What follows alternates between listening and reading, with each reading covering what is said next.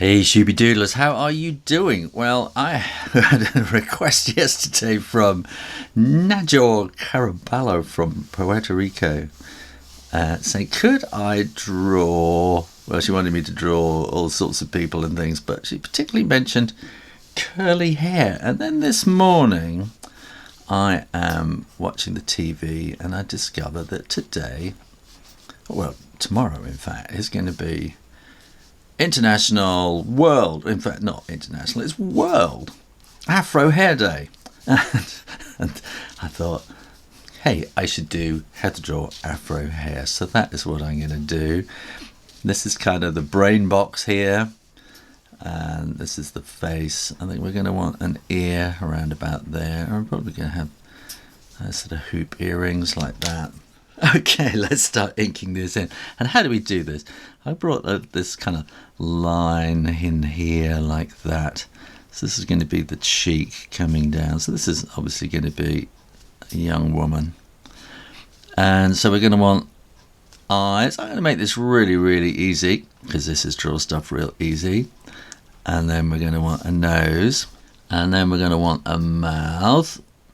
Like that, and we'll probably want sort of quite full lips like that, and then we want some teeth, and then there's just that kind of little bit of the mouth being open and full bottom lip like that. And I'm going to start actually just drawing in the earring like that, big hooped earring like that, so that then we can kind of bring the ear in around like that and bring that in behind. And then we want all that kind of wiggly stuff in the ear. And you're not really going to see the ear on the other side, but you're going to see a bit of the earring on the other side, just sort of hanging around like that. Now we want a neck coming there, and I'll make this nice and simple. We won't worry about jewelry or anything like that, but we're going to have shoulders, and then it's all about the hair. So what am I going to do? I'm going to just do very kind of roughly, kind of around like that, and then roughly work out where this hair is going to go. So you want this great halo of hair coming around behind like that. And I just moved this a little bit so it fits better in the screen, and I made sure the ink is dry so I can erase all those pencil lines.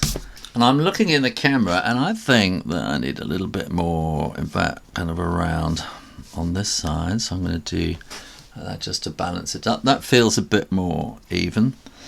And then basically we want to just put in an awful lot of squiggles like this. So this is just to get it started. Just make it really, really kind of squiggly like that all through this space. I'm going to speed the rest up. Okay, and we want to darken this up quite quickly. You could keep doing that all the way through, but what I'm going to do is a load of hatching. So hatching is just lines basically. So I'm going to draw lots and lots of lines going horizontally.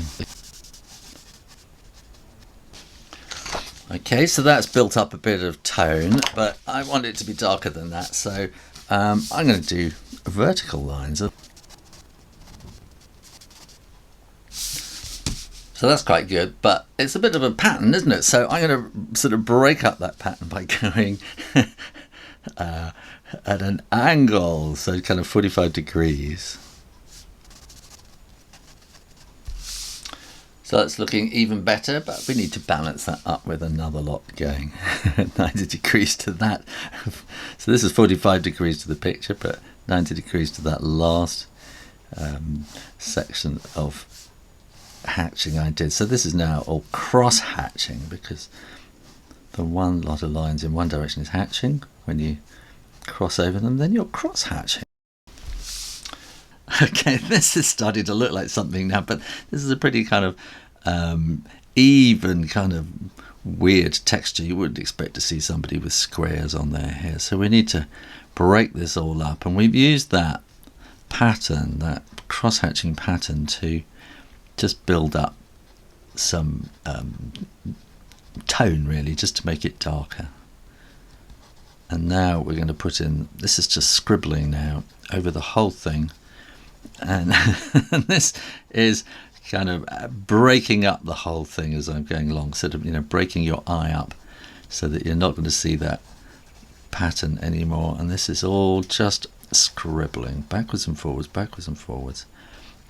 and trying to keep the level of scribbling even as you go across, because if you scribble too much in one place, you're going to get into sort of dark patches or start getting spots in there. So try and keep it even as you're going, and I'll zoom through the next bit.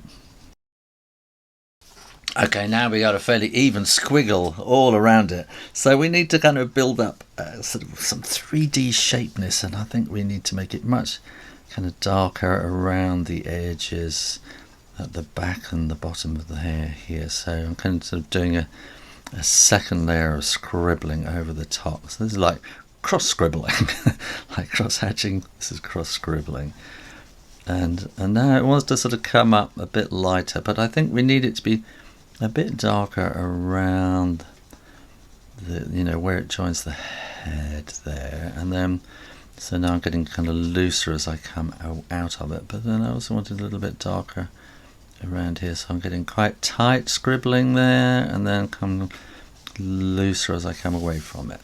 So you can see around here this is a bit darker now, and we want to do a similar kind of thing down here.